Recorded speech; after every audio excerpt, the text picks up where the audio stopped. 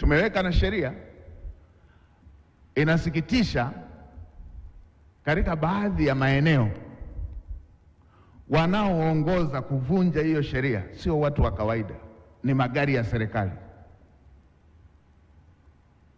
Inawekwa mita 50, inawekwa hiyo sheria ya 50 kwa kilomita, hawafuati.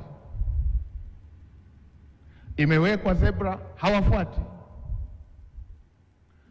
Imewekwa taa, hawafuati.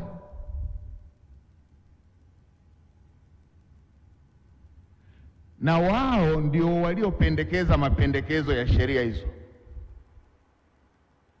Bunge limetunga sheria hizo baada ya serikali kupendekeza. Wavunjaji wakuu wanakuwa wao wa serikali. Tunawapa kazi watekeleza sheria kila wakati kumuomba radhi mtu aliyevunja sheria.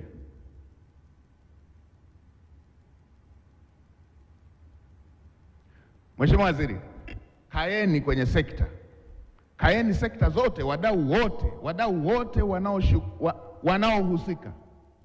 Wizara ya Uchukuzi, Wizara ya Mambo ya Ndani, jeshi letu la polisi na wadau wote hawa watumiaji wa barabarani. Kama tunaona mita zile tulizoweka, vibao vile tulivyoweka vya 50 vimepitwa na wakati, tuvibadilishe. Kama tunaona vimepitwa na wakati, tuvibadilishe. Kwa kuwa sisi inawezekana viliwekwa wakati barabara ni za vumbi, labda hiyo ndio iliwekwa hiyo. Kama haitekelezeki, tuibadilishe, tuweke ile tunayotumia. Tusiwe na sheria ya wananchi wa kawaida na tusiwe na utaratibu wa serikali wa serikali kupita.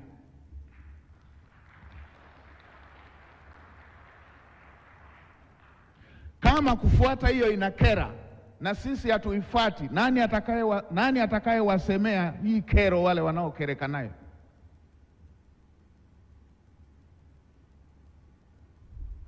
Kama